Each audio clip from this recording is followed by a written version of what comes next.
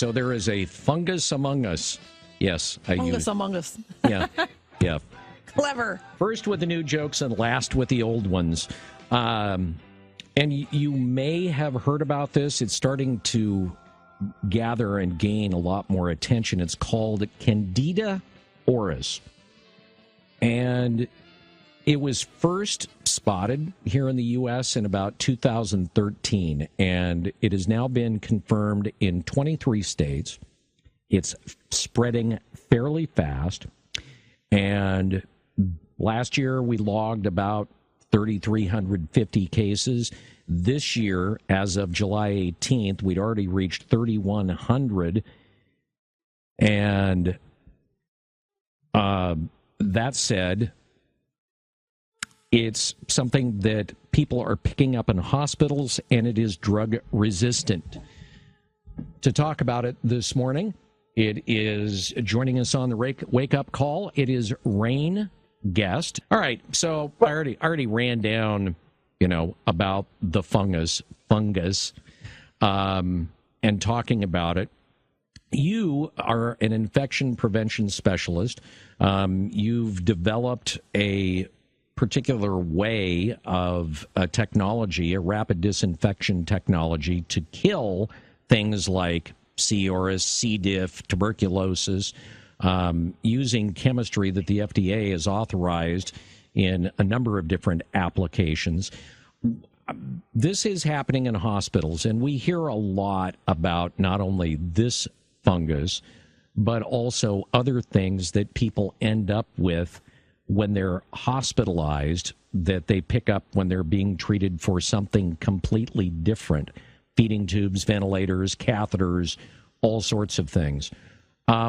What makes C. auris kind of different from some of these other infections that people are picking up in medical facilities, senior facilities and the like? Yeah, there's a fungus among us these days, isn't there? The C. auris is actually really resistant to treatment, which is one of the issues with it. It's actually, a fungus, it lives on skin and surfaces. So, there's two areas where you really have to pay attention in order to, get rid of it in these environments. So a lot of pathogens don't really live on the skin the way this colonizes it. Mm-hmm. And, once you get into these settings of hospitals and nursing homes, you've got, patients that are in there. And it's, by the way, when it's on your skin, you really don't show symptoms of it. It's only when it enters your bloodstream or gets in through a catheter insertion or something like that, that's when you really get infected with it and start showing the symptoms. And by the way, once you do, it's usually a 30 to 40% mortality rate. And then the other thing is, this pathogen, fungus can live on surfaces for up to a month. So unless you're actually killing it, it's going to hang out on bed rails, carts. It's going to get on the floor. If you touch another patient with your hand, shake hands with your family, whatever, you're going to pass it back and forth that way. So it's really, really, really important that you use a product that's effective in killing that organism. But guess what hospitals generally don't do? Are you telling me they don't clean? What's that? Are you telling me they don't clean? Well, what I'm telling you is the majority of hospitals actually use quaternary ammonia-based disinfectants as their number one line of defense against germs in hospitals. And quaternary ammonias don't kill C. diff, they don't kill C. auris, they don't kill these pathogens that are wreaking havoc on us and causing deaths in hospitals. So, I can make a very good argument that there is no effort being made to actually prevent the spread of these pathogens. But I bet you won't be surprised to know that there's quite a few drug manufacturers right now that are fast-tracked to provide us treatments once you are affected by them. When I think of Candida, I think of, getting it in the mouth or your gut. What are the symptoms of this? And, can you spot it on your skin, or how do you know that you have it? No, you're really not going to know it's on your skin. It doesn't really show any symptoms on your skin. It's not like foot and mouth disease, the yeast that you typically think of. You're just not going to know. Now, some hospitals, it's very rare, will actually do screening of patients, and they might take a swab from the groin or the armpit to see if they're colonized with the CRS before they get into the hospital so that they know to do something about it. But even then, are you familiar with the skin wipes that they kind of use in hospitals to give you Italian showers sort of thing? Yeah. Yeah. Yeah. So those even don't really kill CRS.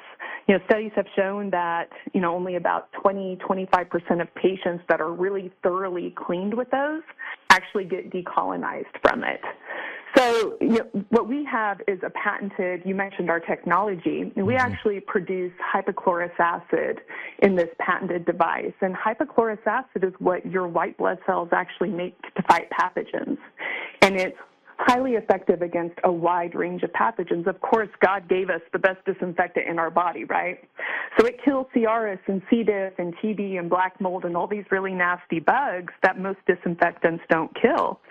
And what I would like to see, hypochlorous acid has actually been approved in wound care products. Burn victims are shown to heal 30% times faster when they use hypochlorous acid on wounds. It can be used in your eyes. But shockingly, there have not been studies done showing hypochlorous acid decolonizing skin of CRS, which to me would be the most logical, easy step. I mean, we have machines that can make hundreds of gallons of this stuff for pennies a gallon on site. So you could literally, in theory, take washcloths with buckets of hypochlorous acid and really rinse down these patients and make sure they're decolonized. Now, of course, it would take a study, to ensure that that was really the outcome. But in laboratory testing, it is highly effective against it very quickly, and it's what your white blood cells produce. So it doesn't hurt you. Should it be something we use on a regular basis? Kind of makes me wonder, why don't I just make it part of my shower? Technically, I can't say that the product can be used on skin or wounds or anything like that. But if you look at the National Institute of Health and all the studies that have been done around hypochlorous acid, there's a plethora of applications for it. In Japan, they use it for douches. Your body recognizes it. In a perfect world, if we didn't have all these drug companies trying to treat illnesses, I believe that hypochlorous acid would be highly touted out there as something that you could use on surfaces. It's already FDA to be used on food. You could use it for your hand sanitizing. We have studies that show that it has a 7-log reduction in under 15 seconds, which far surpasses any alcohol-based hand sanitizer. You would just carry it around with you in a 3-ounce container, spray your hands after you left high-touch, places like the grocery store or the bank. And, if you had a wound, you would spray it on it. If you had an eye infection, you would use it. I mean, it has so many applications, but that's one of the problems with it. When you solve so many problems with one thing, people generally fight it. I mean, little story, my 87-year-old neighbor, she was having she was getting bacterial infections frequently from wearing diapers and was constantly on antibiotics. She had rashes in her skin folds, which is common among elderly people. And she had a gum issue that had persisted for 10 to 15 years that the dentist couldn't get rid of. She asked me for a bottle of my solution. I said, hey, use it at your will.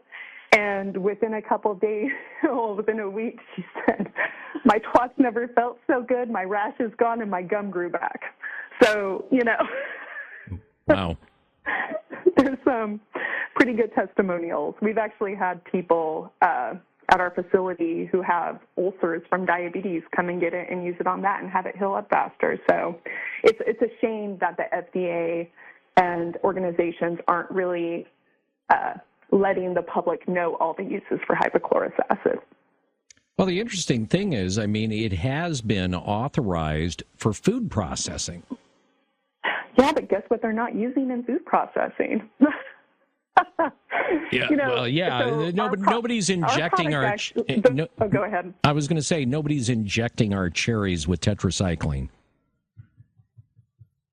No,